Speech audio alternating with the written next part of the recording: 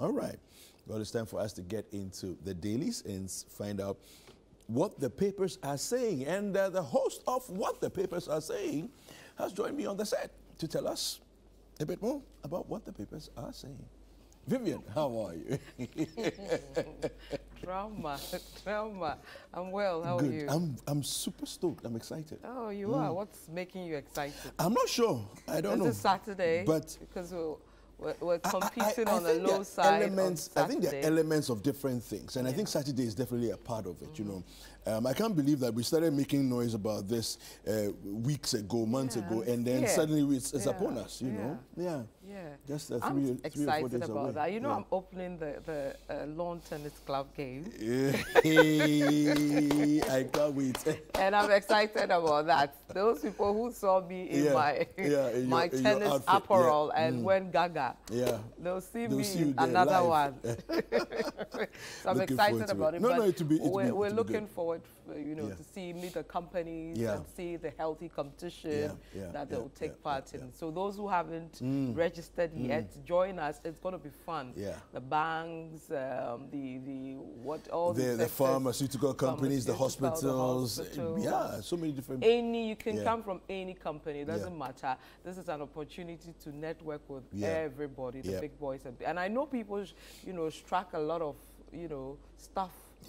During these things because of the networking. It's fantastic. I mean, if you hear some of the stories about how people's business have gone to the next level because of relationships they formed.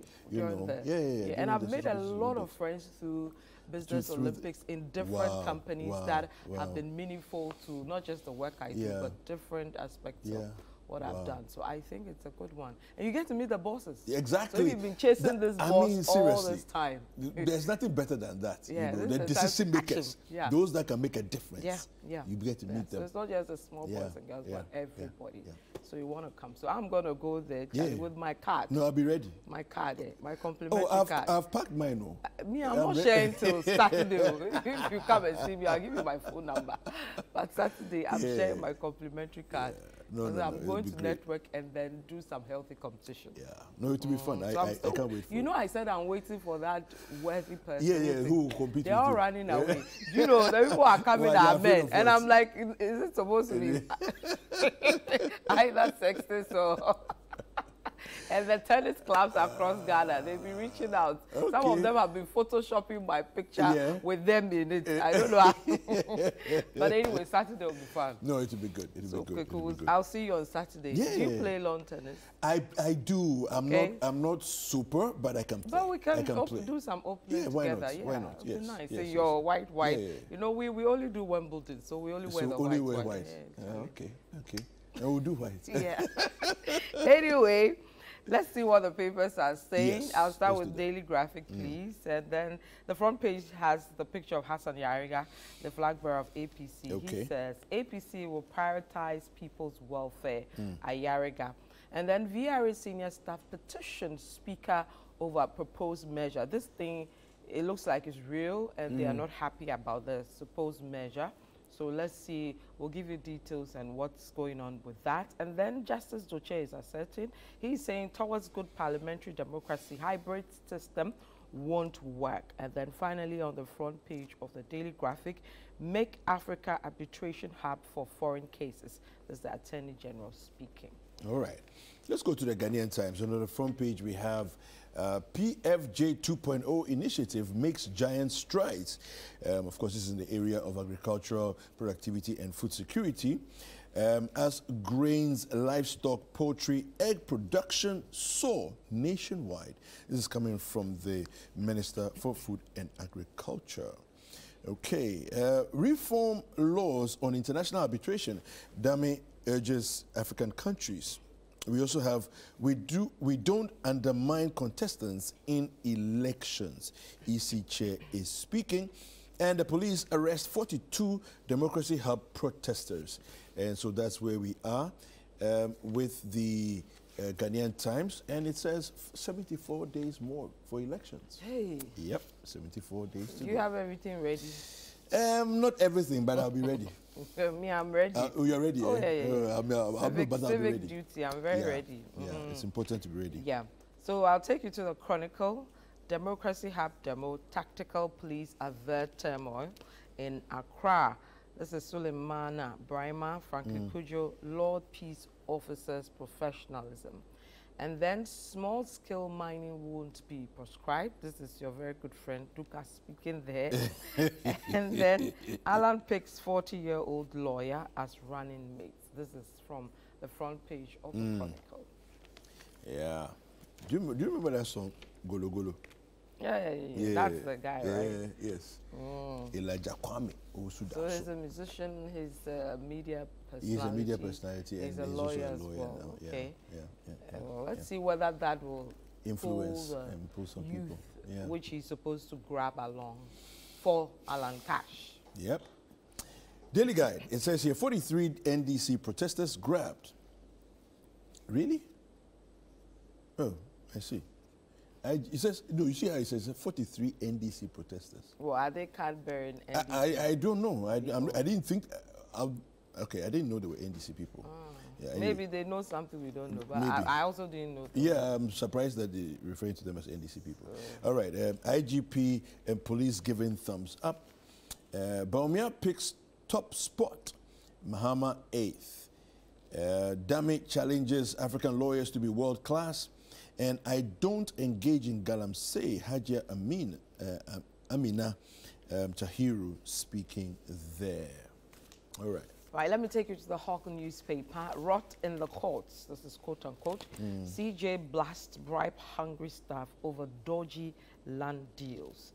And then still on the front page of the Hawk newspaper, democracy for sale. NCC boss hits out at cash-forward politics. Chairman Wontumi whips as Commander 1 takes over Kumasi. And then Napo presses nukes to tackle Galamsey. So everybody is talking about Galamsey, but we want people to take, you know, stronger positions and act on it, whether they belong to A side or B side. Okay. I think it's very important. You know, let's stop dancing and skirting around the issue, you know, and tackle it head on. Everybody needs to take a position, a clear position. The Anchor newspaper. Anti-Galamsey protesters abandon demo on day 3. Okay. Miners for Baumia. Train takes off nationwide. Okay. Miners for Baumia. Train takes off nationwide. Minister tasks members to be ambassadors for responsible mining. Okay, we have here Republic support swells for ailing chief for rejecting Galamsey cash. That's our story. This is the story that we did. Yeah, Jema chief. Kolebu Hospital boils over CEO. Staff set for demo on October 7th. Okay. It's a demo left, demo right, demo everywhere. There's one today, the freight forwarders. Yeah. At 9 at Tama. We're there live, so we'll bring you. I mean, the issues they raise are serious. I mean, holidays, you're still charging demurrage. No, that thing I've known that they do, and I've never understood it. Why would you do that? I've never understood it. You won't come to work. Yeah. But you are charging for the day. For not coming to work. It's actually irresponsible and criminal. Honestly. And those who are supposed to regulate that place are watching. Yeah. And concerned. So we'll see what they'll say. We'll be speaking to all sides today as the protest happens. Yeah. Okay. Let me take you to the business analyst. Says increase in digital bank account ownership. Ghana places 4th in sub-Saharan Africa. Okay. And then Democracy Hub demo, police commended for professionalism and tolerance. And then Oliver Baka Vomawa arrested. Still on the business analyst front page, NPP will resist attempts to stampede EC. This is Kate Jamfwa firing. And then he has a picture of Yofi Grant, CEO of GIPC, and the story says 2024 Ghana Club 100 rankings, GIPC opens applications. And finally, US to ban cars with Chinese technology. Oh. China break. Okay. Interesting one there. Yeah. The Economy Times says banking sector fraud continues to surge, both in volumes and value. Okay, we have BOG likely to slash policy rate, and government touts 6.9% quarter 2 economic growth. Those are the headlines on the front page of the Economy Times. I'll take you to the BNFT because there's some troubling headline over there. Rabies cases surge in Western and Greater Accra region. Wow. 793 cases, 77 deaths in just 3 years. Wow. That's serious. In Accra and Western. Wow. You see a lot of these stray dogs around. Yeah, the stray and people dogs. have dogs who don't, that they don't even know they vaccinate. They don't and all. And if they bite you, that's it. Yeah. And then the BOG fraud report, let's clear the weeds from the grass. So I'm happy there's this ad running across board. Yes, there's been an ad that's running for, so which is good. Yeah. Okay, so those are the stories from me. You want to take yes, let's do the online stories. I'll take you to ChannelOneNews.com. We have public perception of Galamsey as livelihood hindering fight. This is Prof. Oteng Yeboah speaking. Yep. The other headlines here: Godfrey Dame, arbitration reform crucial for Africa's economic growth. We have election 2024. EC's disqualification was based on lies. Apia Dankwa speaking. That's friend Samuel. Charlie, somebody said they were disqualified based on lies. I think we have to speak to him today. Yeah, to find out what really happened. Yeah. Yeah. The lies are I know, right? Oh, Sammy. Yeah. I'm sure he's watching us. Hello, good morning, Sammy. Better luck next time. Election 2024, more updates. Second D only sees progress under NDC. This is coming from Totobi Kwachi. Okay. Of course, you know he's from there. Ghana Card helped expunge ghost names from government payroll. This is Balmia speaking. Of course, that was one of the objectives, you know, to streamline the various sectors. Let me do a couple of trending stories as well. Hassan Ayariga promises 5,000 Ghana cedis minimum salary. Remember yesterday you brought that up. And then again, the passengers smoking luggage sparks evacuation at Kotoka's Terminal 3. I'm fine. Kofi Kenyatta breaks silence after being involved in an accident with an Okada. And so those are some of the headlines on the portal ChannelOneNews.com. Let me give you a few from CityNewsroom.com, and then we will look at the some stories in a bit more detail. Freight forwarders, customs agents to protest over excessive cargo fees today. All right? We have police told us to roam Accra to search for detained protesters. This is the Democracy Hub. Winner takes all must be expunged from Ghana's political system. Haruna Idrisu. And the question I have is, who will lead that charge? It has to be those who are in office when they are in office. But it favors the people who are in office when they are in office. So who will lead the charge? Who will do that? Well. Yeah. So one more. CTAG threatens to strike again over unpaid allowances. All right. So those are some of the headlines we have. Okay. So let me bring you details. I'll start with the rabies case because it concerns all of us. It says, and this is from the BNFT, the United States Agency for International Development, USAID, Ghana's Accelerating Social and Behavior Change, ASBC program, and animal health stakeholders have sounded an alarm on the rising incidence of rabies in Ghana. At the World Rabies Day 2024 press launch, ASBC highlighted that in Ghana, dog bites and rabies cases have been on the rise, particularly in the Western and Greater Accra regions. Now, dogs are the primary carriers of rabies, responsible for more than 95% of human cases worldwide through bites or scratches from infected animals. In 2023 alone, 331 suspected cases were recorded, with Greater Accra region leading with 112 and Western region 102, accounting for 64.65% for these cases. Meanwhile, the Bono, Oti, and Western North regions reported no cases. In 2024, as of September, there have been 31 confirmed animal rabies cases across 9 regions of Ghana, with 26 human fatalities. Tragically, rabies cases continue to emerge even in this month. Wow. Yeah, so I think it's a fair warning to all of us to be more careful as far as our animals are concerned, particularly dogs. So those dogs with dogs, and cats, please be very careful. Yes, you need to vaccinate your animals. It's important to vaccinate your animals and vaccinate them on a yearly basis, because rabies is every year. You can't just do it once and then say, I've done it, I did it, and it's done. You know, it's important. If you want to keep the animals, keep them vaccinated. It's important. And then we also need to have a better regime when it comes to stray dogs. You know, in terms of handling stray dogs in a environment. All over the we just place. leave them. Not just stray dogs, it's like we don't care. Animals. It's like we don't. Yes, stray animals. We don't even. I'm not sure who's responsible, but it's like it's almost as if phobia. You understand? It's like nobody really cares. It's like it's nobody's job to take care of. Sometimes there's traffic, and when you get there, cows trying to cross the road, and when they are crossing, they are crossing. Yeah, of course.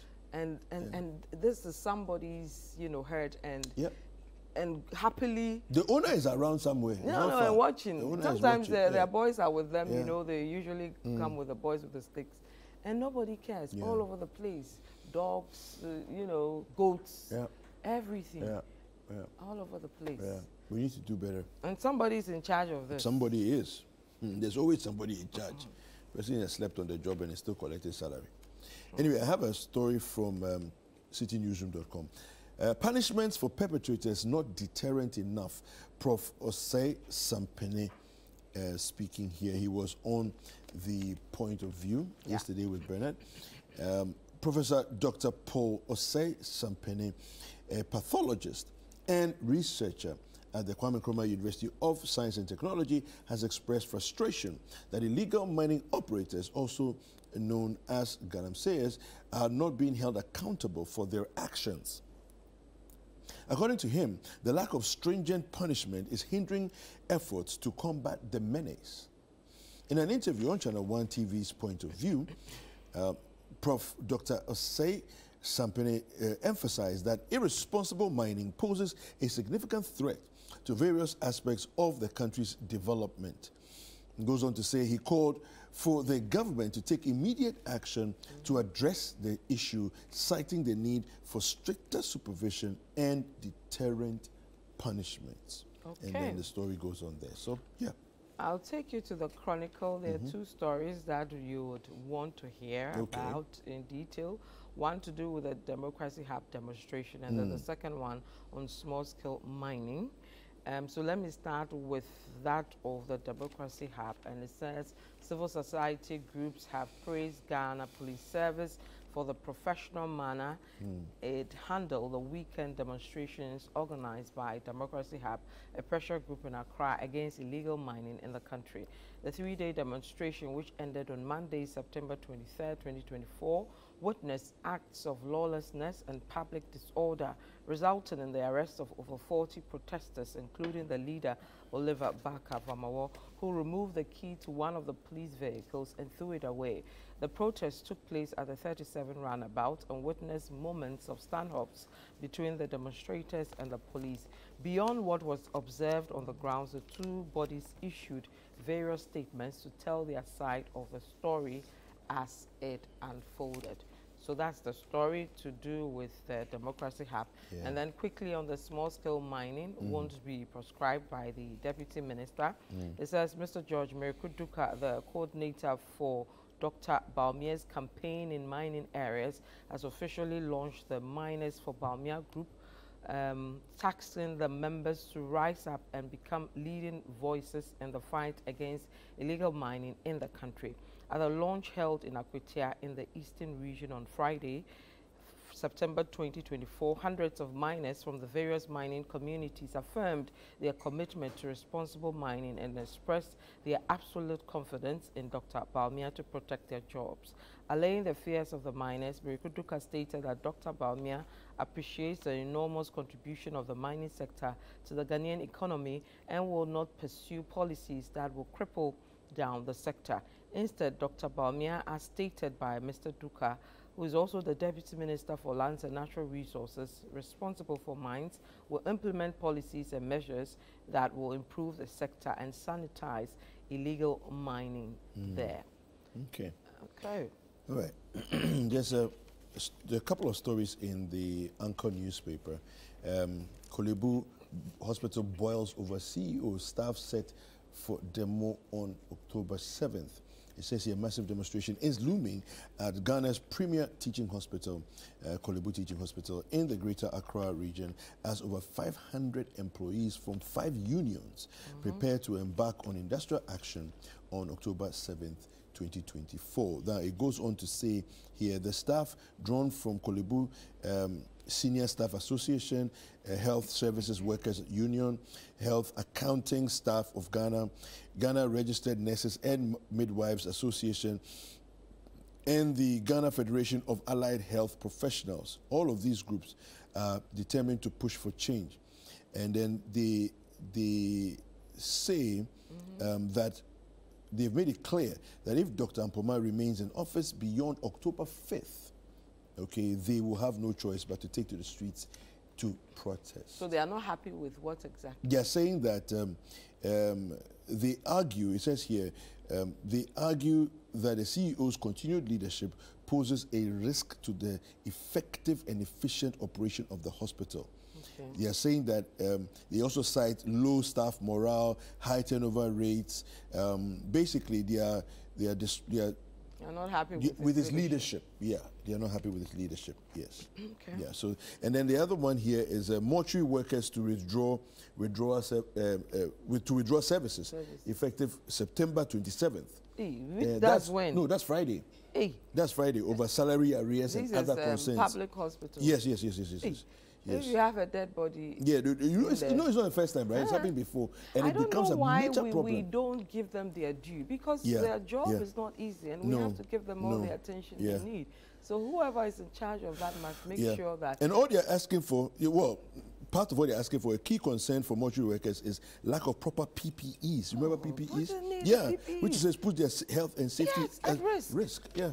So honestly, some of these things we can do better. Yeah. I mean, their health and safety is at risk. They are dealing with dead bodies who may be exposed to all kinds of illnesses. We don't know what killed the person, so that thing could be contagious.